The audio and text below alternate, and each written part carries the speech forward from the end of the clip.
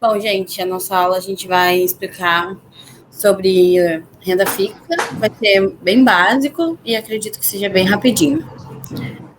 Bom, o que são os investimentos em renda fixa? Os ativos de renda fixa são papéis cujo rendimento de capital investido é conhecido no momento da aplicação. Eles podem ser prefixados ou pós-fixados.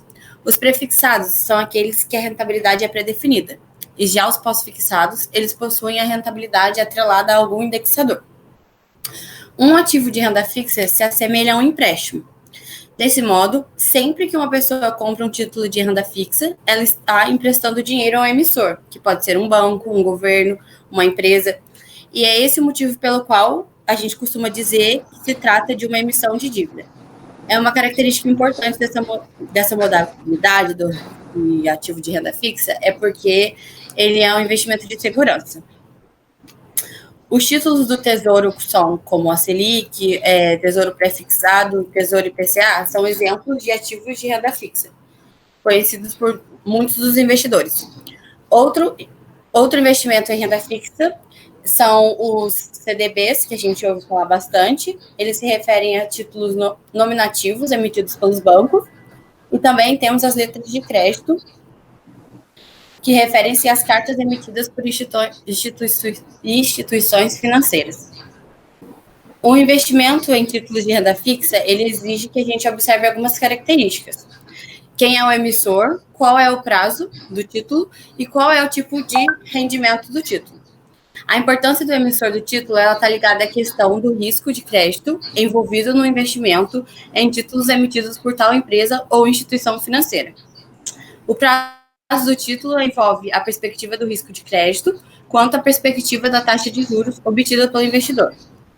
E o tipo de rendimento diz a respeito da definição do crédito para corrigir ou remunerar o investimento.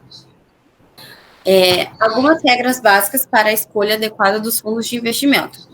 Leia o prospecto do fundo e conheça-o profundamente. É preciso conhecer o fundo por completo. Veja a classe do fundo. O investidor deve analisar as diretrizes do investimento do fundo, assim como os principais direcionadores de riscos. Também é necessário analisar o histórico da casa gestora e dos gestores do fundo. É importante entender o mercado no qual o fundo atua. É importante compreender o segmento de mercado que o fundo está inserido. Os fundos multimercados macroeconômicos são muito diferentes dos multimercados quantitativos.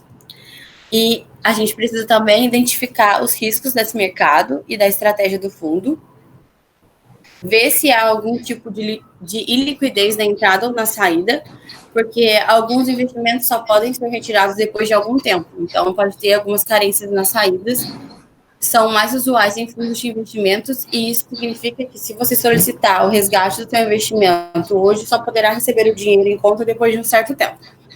É importante também comparar a taxa de administração do fundo com outros similares, e também é bom diversificar a carteira. Então, como a Juliana já citou, né, a renda fixa ela tem dois tipos de títulos, que são os prefixados e os pós-fixados. Os pré-fixados, eles têm a rentabilidade definida, né, um rendimento definido, uma taxa percentual anual, que é fixa, ou seja, ela não varia de acordo com o cenário político ou econômico. E, por exemplo, se você escolher um título com um certo rendimento, né, percentual, ele pode ficar abaixo da Selic, por exemplo, ou da inflação. Então, a gente tem que observar qual título a gente tem que escolher, né, sendo pré-fixado. O pós-fixado é aquele que a gente não sabe o rendimento na hora de investimento, né, e a gente só sabe do valor que a gente conseguiu no dia final, né, do resgate do investimento. E ele é indexado, né, ele é atrelado ao indexador externo, ou seja, ele varia de acordo com o cenário econômico ou político. Por exemplo, se você escolher um título que é relacionado ao IPCA, o seu título vai ficar acima da inflação, né? Então, a gente também tem que observar qual título pós-fixado que a gente escolhe, para a gente não perder dinheiro, né? O que é o indexador? O indexador é um índice que é usado como referência para a correção contratual ou também como correção do rendimento de um ativo. E ele é muito importante desde o investimento até uma análise econômica mais macro, né? E alguns indexadores mais utilizados são a taxa Selic, que é uma taxa básica de juros, né, da economia, ou seja, ela é usada como referência para as outras taxas. E também tem o CDI, que é o Certificado de Depósito Interbancário, que é quando uma instituição financeira com caixa mais positivo vai poder emprestar seu dinheiro para uma instituição com caixa mais negativo.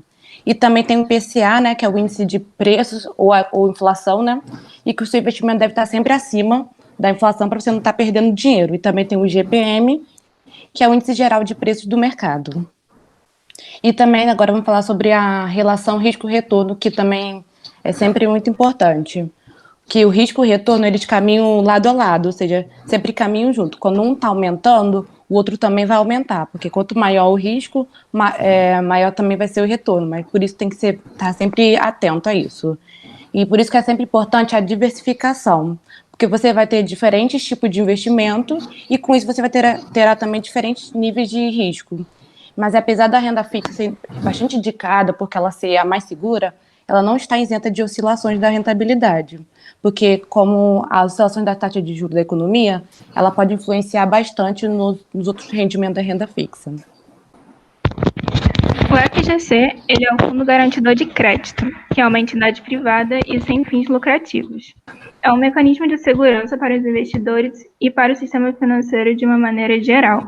Ele existe para minimizar o risco de crédito e os riscos sistêmicos, que seria o caso aí de vários bancos quebrando ao mesmo tempo. O FGC ele tem um limite de cobertura de R$250 mil por CPF e instituição financeira, o que isso significa que você pode investir R$250 mil em um banco X, R$250 mil em um banco Y, desde que não ultrapasse o teto máximo de R$1 milhão por CPF, que são válidos aí por 4 anos. Um detalhe são as contas conjuntas, né, que são 2 CPFs, então o valor ele não é dobrado. Cada CPF tem direito aí a R$125 mil.